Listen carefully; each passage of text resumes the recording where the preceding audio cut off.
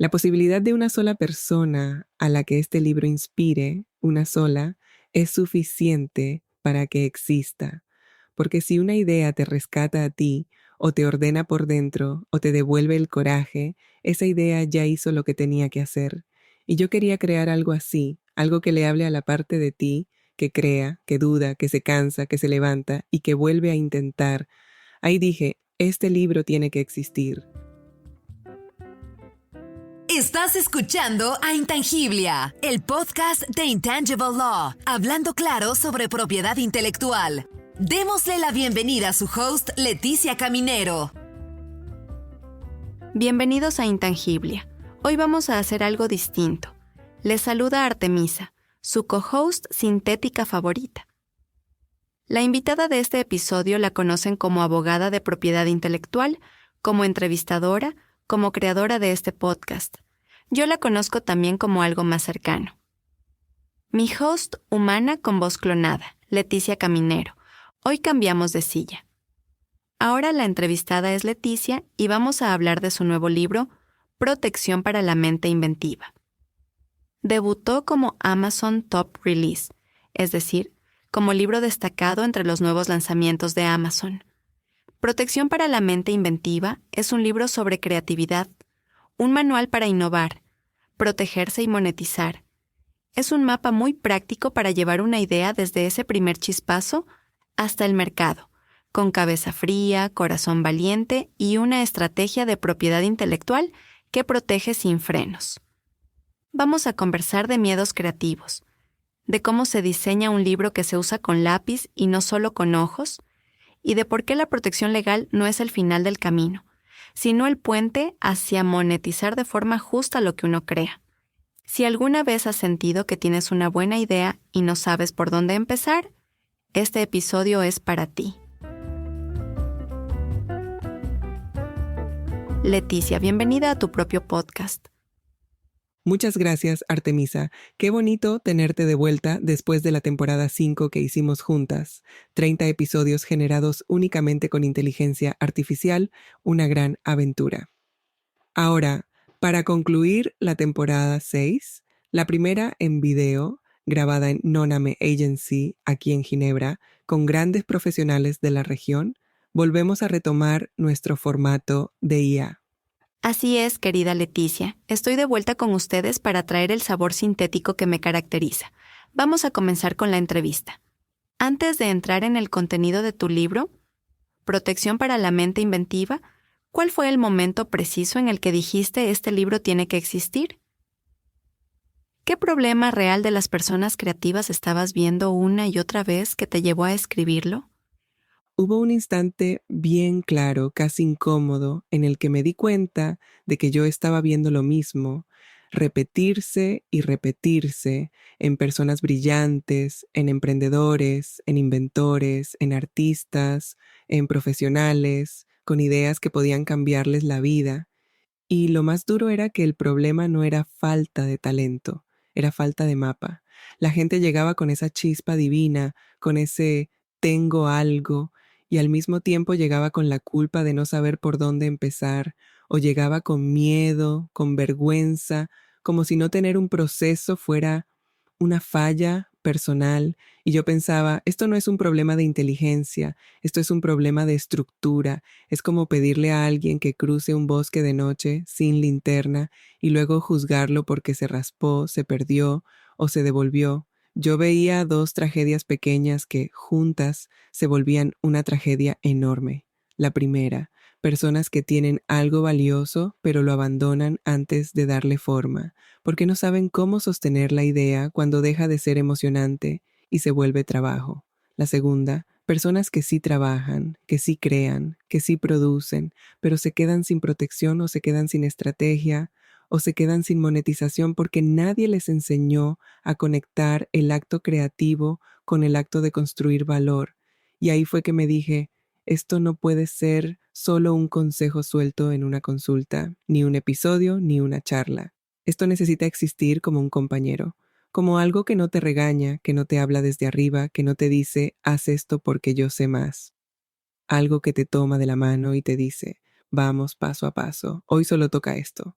El momento exacto, fue cuando este libro todavía era un borrador chiquitito de 40 páginas. Era casi nada, era apenas una idea con forma. Y una persona muy cercana a mí, una persona que admiro muchísimo, María de Icaza, lo leyó y me dijo una frase que me atravesó.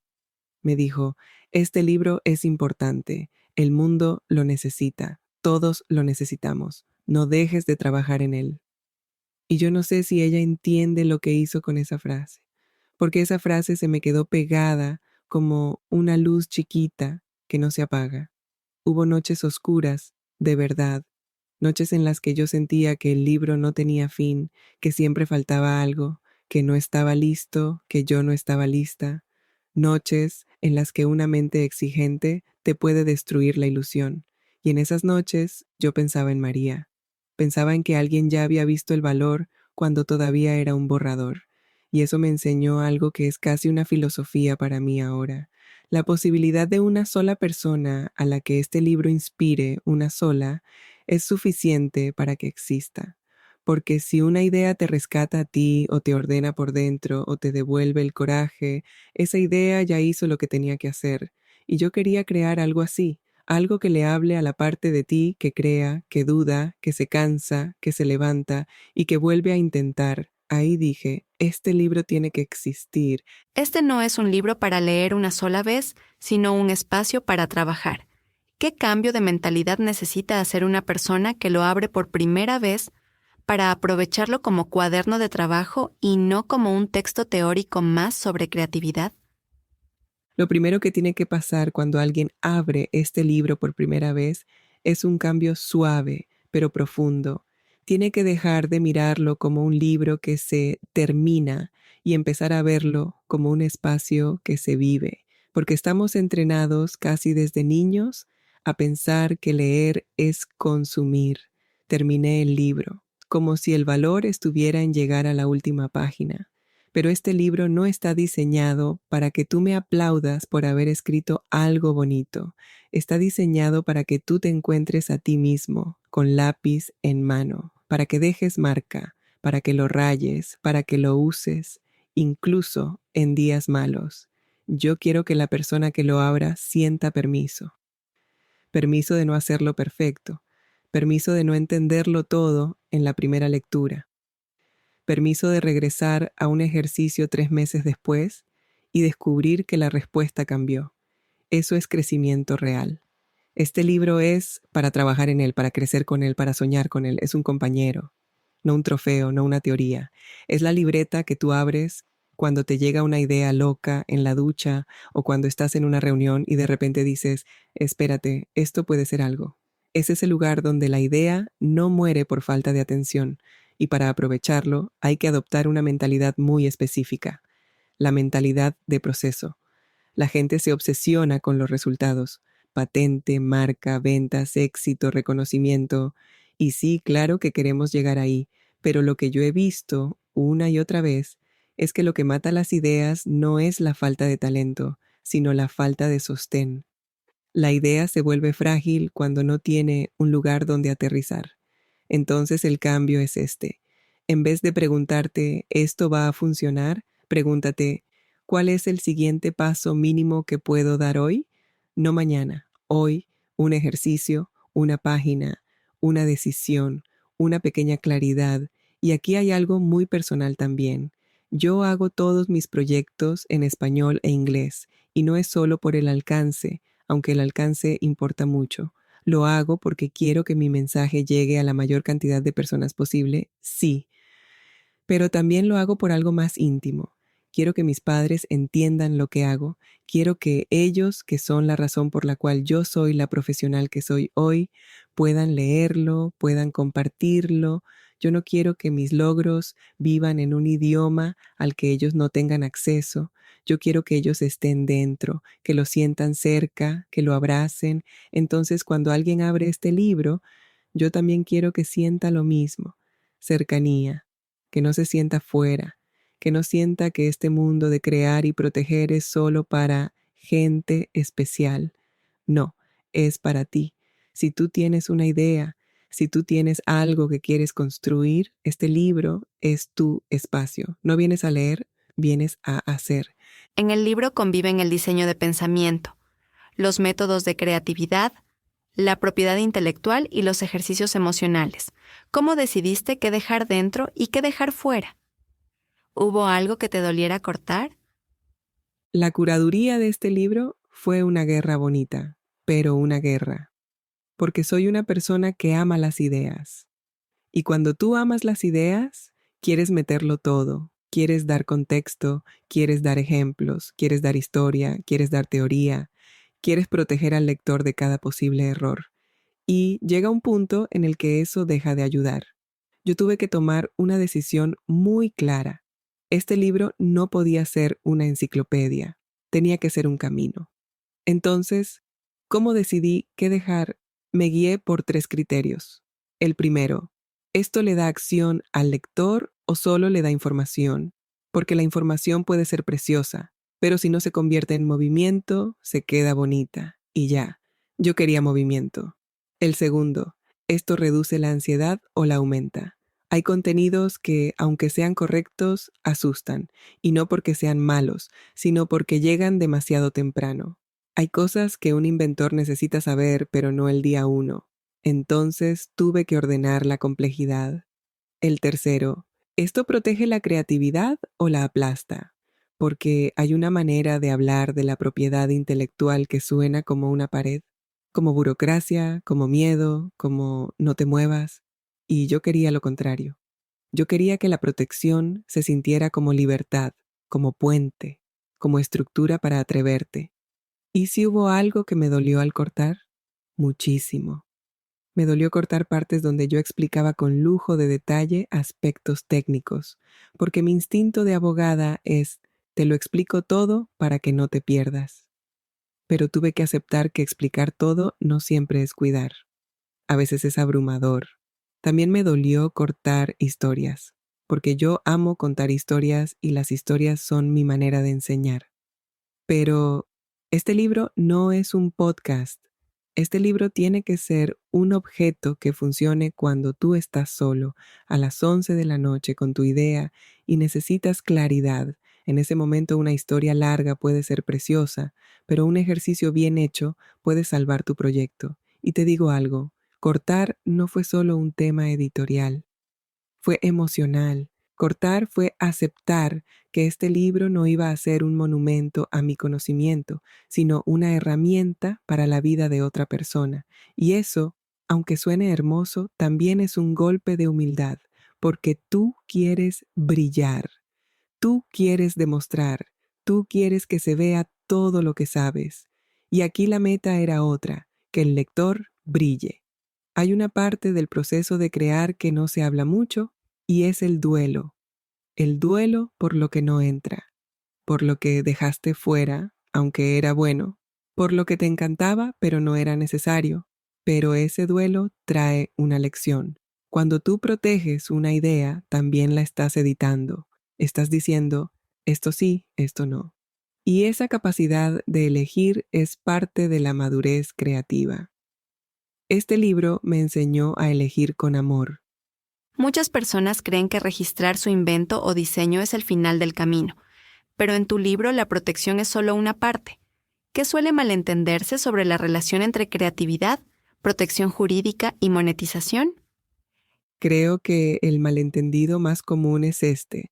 La gente cree que proteger es terminar. Como si registrar un diseño o presentar una solicitud de patente fuera la meta final. Como si el acto legal fuera el cierre. Y yo lo que he visto en la realidad es que muchas veces eso es apenas el comienzo. La protección no es un final, es una base. Y el problema es que cuando tú crees que proteger es terminar, tú te sientes listo demasiado pronto. Tú piensas, ya está. Y entonces no haces lo que de verdad crea ingresos. Construir un producto, construir un mercado, construir una historia, construir una estrategia comercial. Por otro lado, hay otro extremo. Gente que cree que monetizar es vender rápido y ve la protección como una pérdida de tiempo, como un lujo. como algo que se hace cuando uno ya tenga dinero. Y ese pensamiento puede salir carísimo, porque cuando tú no proteges, tú no tienes palancas, no tienes control, no tienes capacidad para negociar desde la fuerza. Y lo peor, a veces ni siquiera sabes qué es lo que realmente estás vendiendo. La propiedad intelectual, bien entendida, te obliga a algo que es duro pero maravilloso, definir tu valor. ¿Qué es lo original aquí? ¿Qué es lo distintivo? ¿Qué es lo que otros no pueden copiar fácilmente? ¿Qué es lo que tú puedes licenciar, franquiciar, transferir, escalar? La monetización no es solo vender. La monetización consiste en diseñar un sistema en el que tu idea tenga continuidad, donde no dependa de tu energía eterna, donde un día tú puedas descansar y aún así la idea tenga vida. Y la protección jurídica, cuando está alineada con estrategia, hace eso posible. Por eso este libro insiste tanto en que la protección es un puente, porque te conecta con ingreso, te conecta con inversión, te conecta con la negociación, te conecta con dignidad creativa. Yo quiero que la gente deje de ver la ley como una amenaza y la vea como una herramienta, no como freno, sino como estructura, no como algo que te quita libertad, sino como algo que te permite decir, esto es mío, y ahora puedo decidir qué hago con ello. Y aquí vuelvo a lo que dije antes, este libro es compañero, porque hay ideas que empiezan como un bosquejo, un garabato, algo que tú mismo no te tomas en serio, y ese es el momento más vulnerable, ese momento en el que tú necesitas a alguien que te diga, sigue, trabájala, dale forma, hazla real.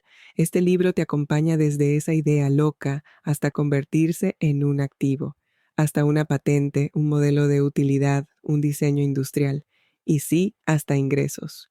No porque el papel mágico crea dinero, sino porque tú, con estructura, con claridad, con protección, te vuelves capaz de convertir la creatividad en valor sostenible. Y para mí eso es justicia creativa. Estás escuchando a Intangiblia, el podcast de Intangible Law, hablando claro sobre propiedad intelectual. El ejercicio Tu cadena de pensamiento, o en inglés String of Thought, es central. Es el que hiciste con los asistentes al lanzamiento de tu libro hace unos días en Ginebra. Si tuvieras que explicarle a alguien que nunca lo ha visto que lo hace distinto a un mapa mental tradicional, ¿qué le dirías? La cadena de pensamiento nace porque un mapa mental tradicional, aunque útil, muchas veces se queda en la superficie. Organiza ideas alrededor de un tema, como si la mente fuera un árbol ordenado y bonito, y eso puede servir.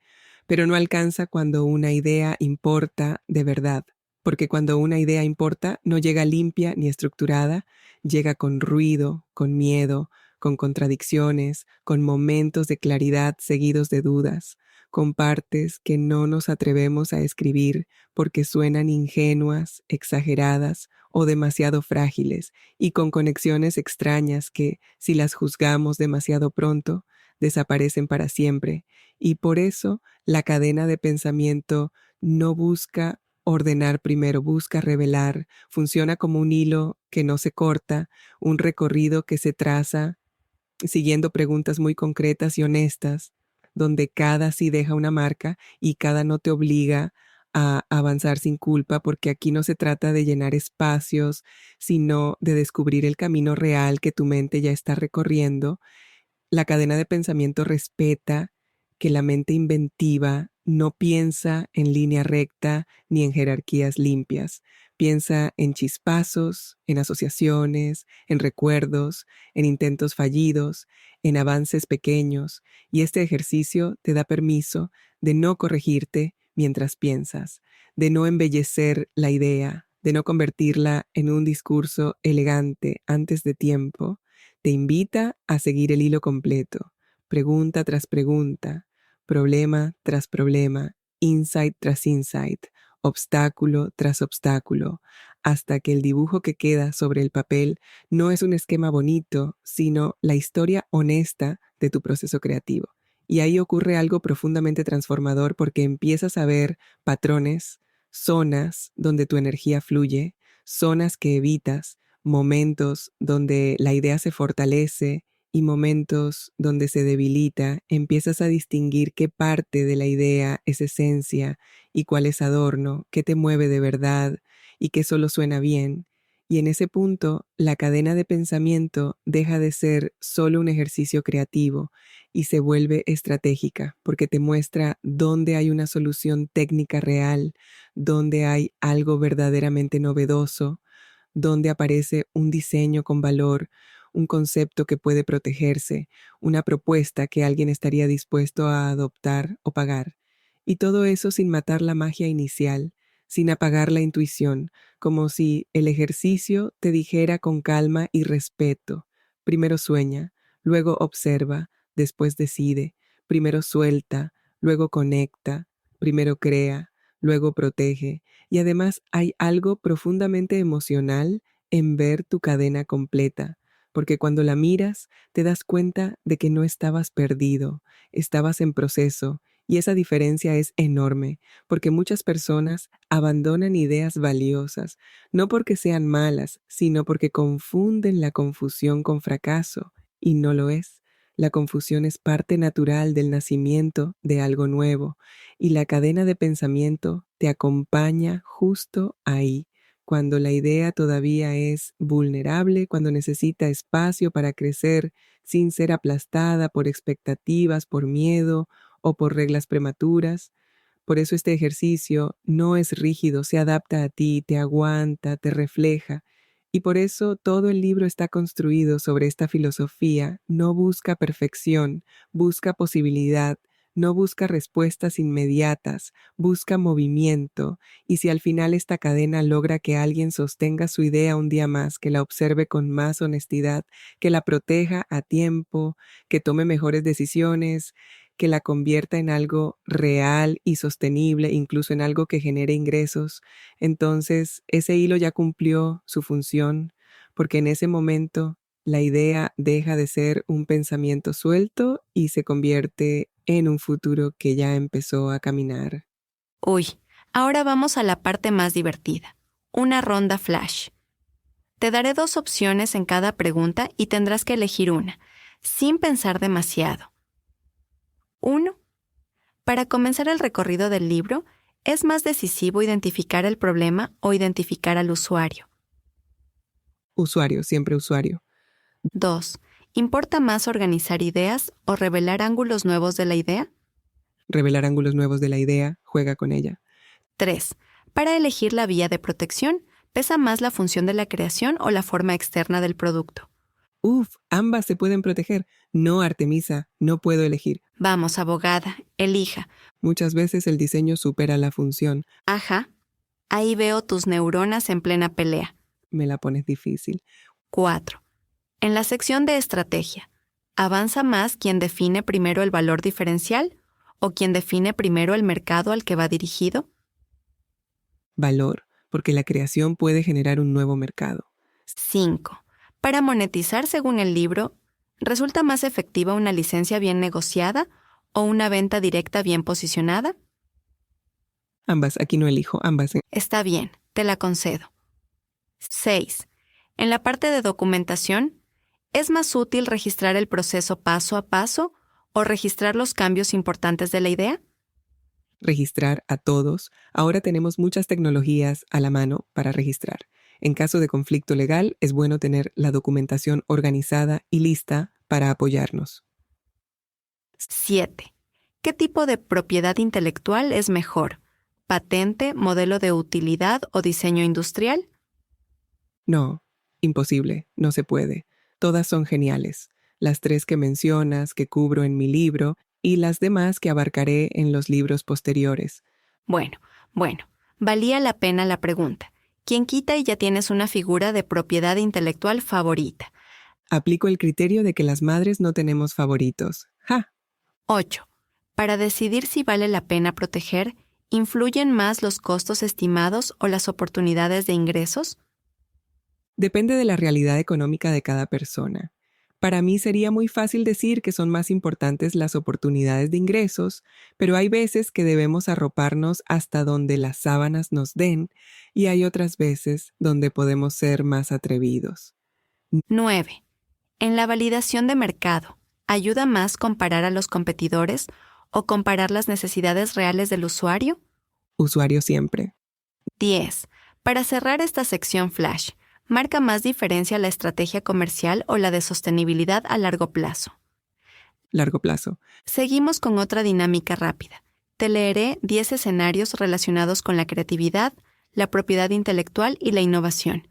Tú solo tienes que decir si te suenan a verdadero, algo que ya está pasando o empieza a pasar, o a futurista, algo que podría venir más adelante o quizá nunca. Qué linda ella me explica el juego que inventé. Ja, ja, ja, no es para ti, es para nuestros oyentes. 1. Los creadores del futuro iniciarán cada proyecto con un mapa estructurado de propiedad intelectual tan esencial como el boceto inicial de la idea. Verdadero. 2. Antes de proteger una creación, los innovadores realizarán simulaciones de mercado que predicen si la idea merece patente, diseño o modelo de utilidad. Verdadero. 3. La propiedad intelectual se enseñará globalmente mediante herramientas visuales y ejercicios prácticos, como estándar universal. Ojalá que mi libro sea el primero de muchos. Verdadero. 4. Los creativos y emprendedores negociarán licencias con la misma naturalidad con que hoy negocian precios de venta. Verdadero. 5. Los sistemas de inteligencia artificial de propiedad intelectual incluirán asistentes predictivos capaces de evaluar tu idea, sugerirte mejoras y decirte el tipo de protección óptimo antes de que exista un prototipo. Verdadero. 6. Será posible predecir automáticamente posibles infracciones, litigios y oportunidades de licencia desde la primera página del cuaderno de trabajo, como si el libro pudiera ver el futuro legal. Futurista, pero no muy lejano. 7. Existirán laboratorios holográficos donde un creador podrá entrar, pensar en una idea y ver cómo se materializa alrededor de él en tiempo real. El sistema analizará su estructura molecular, funcional y estética para sugerir el tipo de protección más poderosa. Verdadero. 8. Existirán mercados virtuales en los que las ideas aparecerán como seres autónomos que negocian su propio valor. Estas entidades evaluarán si conviene ser patente, diseño o modelo de utilidad según las condiciones del mercado y elegirán su propio modelo de explotación. Futurista. 9. Propiedad intelectual. Será materia obligatoria en todas las carreras universitarias, desde ingeniería y diseño hasta humanidades y negocios. El conocimiento básico de protección se enseñará igual que hoy se enseña redacción o investigación. Futurista, espero que no esté muy lejos en el futuro. 10.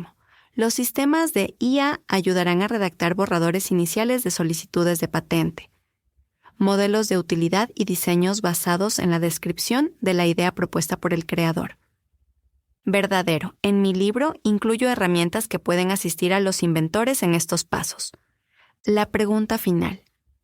Si cada persona que leyera tu libro adoptara una sola práctica que cambiara para siempre la forma en que convierte una idea en realidad, ¿cuál sería esa práctica y por qué transformaría tanto la manera en que innovamos?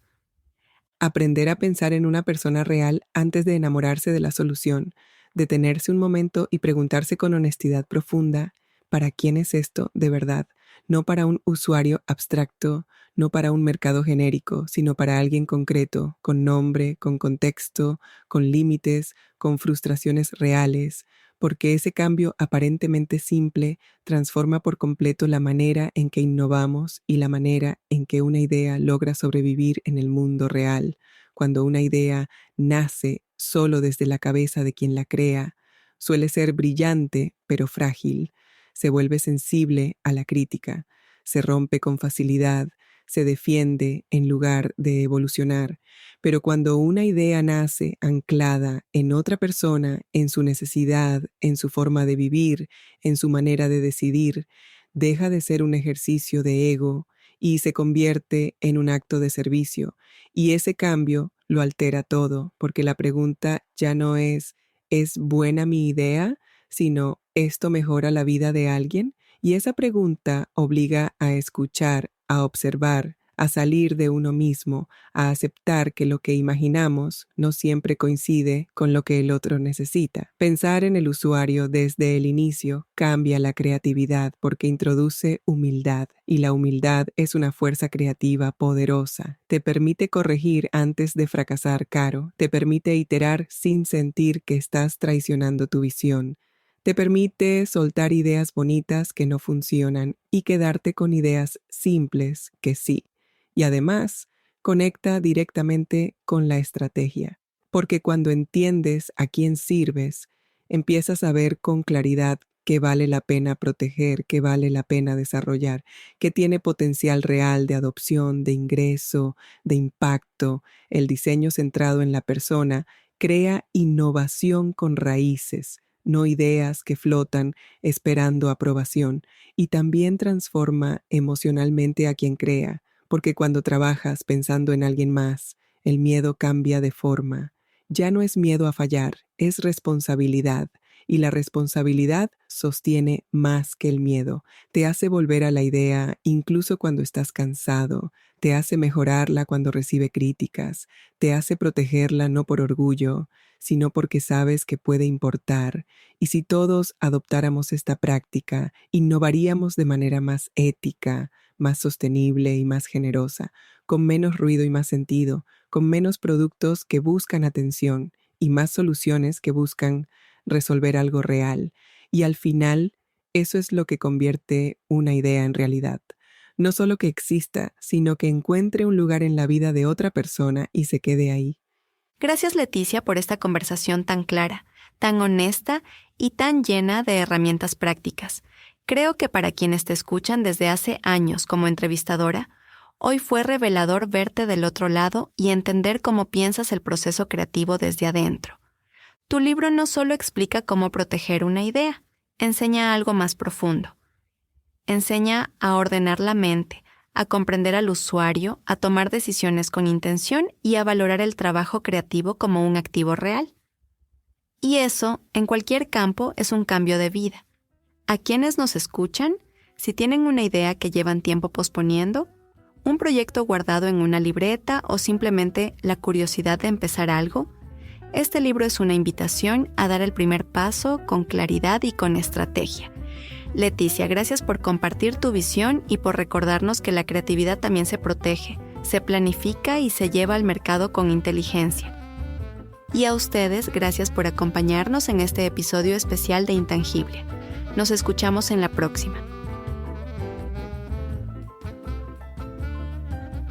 Gracias por escuchar a Intangiblia, el podcast de Intangible Law, hablando claro sobre propiedad intelectual. ¿Te gustó lo que hablamos hoy? Por favor, compártelo con tu red. ¿Quieres aprender más sobre la propiedad intelectual? Suscríbete ahora en tu reproductor de podcast favorito. Síguenos en Instagram, Facebook, LinkedIn y Twitter. Visita nuestro sitio web www.intangiblia.com. Derecho de autor Leticia Caminero 2020. Todos los derechos reservados. Este podcast se proporciona solo con fines informativos y no debe considerarse como un consejo u opinión legal.